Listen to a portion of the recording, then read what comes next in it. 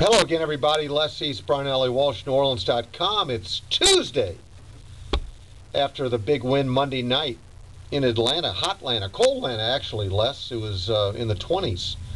But the Saints kind of warmed up the Georgia Dome with a stirring 17-14 comeback win over the Atlanta Falcons. And now it makes Week 17 a very meaningful Sunday all the way around, beginning with the Falcons hosting Carolina, then the Saints hosting Tampa Bay, and then we go to Sunday night and Seattle hosting the St. Louis Rams in a do-or-die winner-take-all slugfest out at Quest Field in Seattle.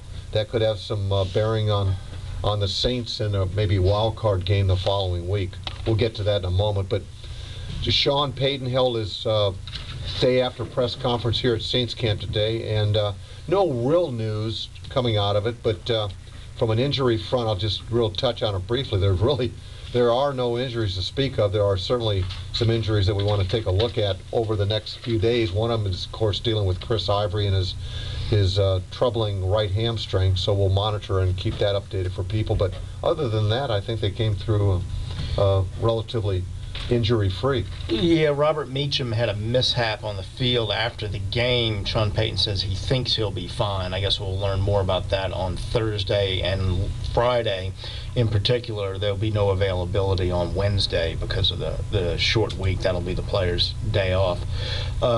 So sounded like he wasn't concerned about Meacham. So, yeah, it doesn't look like there's much coming out of this game in terms of new injuries. Obviously, they would like to get Chris Ivory back for the Tampa Bay game if they can, and get him some carries to get ready for the playoffs. Yeah, real briefly, we'll just outline exactly what the playoff implications are for this weekend. The Saints will go into the playoffs as either the number 1 or number 5 seed in the NFC. They can win the NFC South and also claim home field advantage throughout with these two scenarios.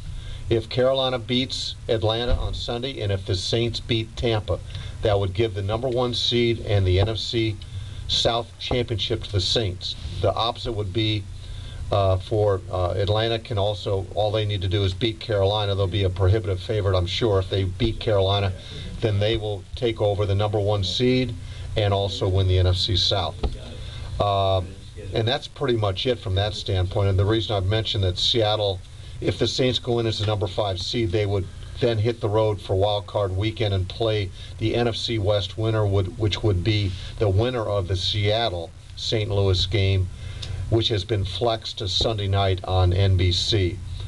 So we'll stay tuned with that throughout the day on Sunday. Sean Payton did address how they are going to prepare for the Sunday game against Tampa Bay. They're not looking ahead to any particular playoffs format or foe or situation. They are strictly doing all of their game preparation for the Tampa Bay Buccaneers. Yeah, and as you would expect, he's going to treat this like any other week as best he can with the short week involved. It's kind of interesting because it's the first time in his 5 seasons that he's gone into Week 17 with something at stake with regards to the playoffs. In 2006, they were locked in as the number 2 seed. 7 and 8, they were eliminated from playoff contention. The only real news in 08 was that Drew Brees had a chance to break Dan Marino's passing yardage record, and he fell just about 13 yards short of that, I believe. And then last year they were locked in as the number 1. So their approach this week is to just take care of their business. No scoreboard watching, they say.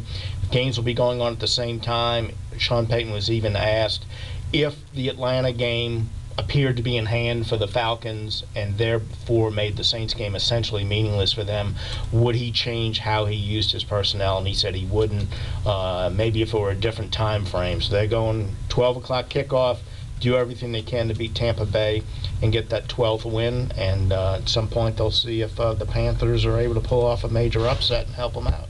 Do you think that'll occur? I think there's a very slight chance that could occur. I think Atlanta is coming off a short week. I think they could have a little bit of a letdown, even though there's still a lot at stake. They may be a little vulnerable coming off of this game. They did not play that well against the Saints on Monday night. Saints had a lot to do with that. Carolina is a prideful team. They can run the ball with Jonathan Stewart. At times, they still play decent defense, although the run defense has not been very good most of the year. And this could be the last game for John Fox, and I think the players have a lot of respect for the job he's done. I think they will play their best to try and send him out with a victory. I think it's unlikely that they'll be able to do that, but I would give them maybe a 10% chance of pulling off the upset. Yeah, I would agree. I think it's certainly going to be an uphill battle for Carolina, and if I'm a Saints fan, a part of Houdat Nation, I wouldn't necessarily count on that happening.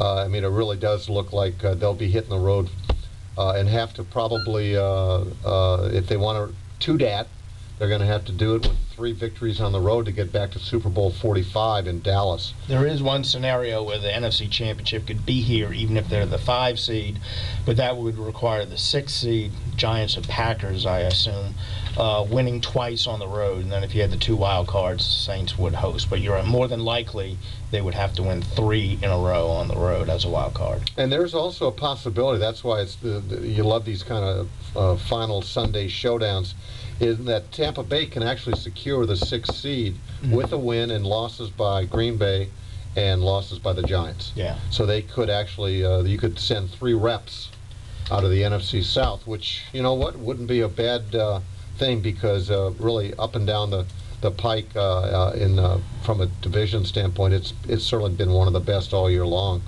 And but it's fun. We asked both John Vilma and Sean Payton about the possibility of going back to Atlanta for a rematch, and of course they poo-pooed that, and we kind of expected that response. Speaking of John Vilma, Les, he was bestowed quite an honor this afternoon. Would you care to tell our listeners and viewers about that? Well, he was named the Saints Man of the Year, which is a very prestigious honor for charitable work and work away from the football field. And, this is a team that has a lot of players who would be worthy candidates for that award. So for John to be selected from that group is quite an honor, and certainly people are probably aware of some of the work he's done. I think he's done a variety of charitable things, but he's been at the forefront of work being done down in Haiti in the wake of the earthquake that took place a year or so ago. And so he has family down there. He has a lot of ties to Haiti, and he's done a lot of great work down there, and that's one of the primary reasons he was honored, in addition to other charitable work. So that was a big honor for him, and well deserved. Yeah, and not only does he represent the Saints, but he goes on to now a chance to become the NFL Man of the Year against the other 31 representatives like him that have been named throughout their organizations. And I believe that's a $25,000 grant, a gift of some sort that will go toward his special cause. So we would like to congratulate John and his family and wish him the best in the overall selection of the award.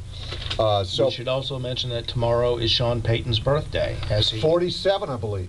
I believe so. He let us in on that bit of news today. So tomorrow will be his birthday, and we won't be able to talk to him tomorrow on his birthday because it's a day off for the team, or at least no media availability. So Thursday, they'll be back at it, and we'll have more updates then, and I'll be posting something later this afternoon in the wake of the big win in Atlanta. And as always, stay tuned to NewOrleans.com. All righty, so for Les East, I'm Brian Allee-Walsh. We will talk at you on Thursday. Aloha, everyone.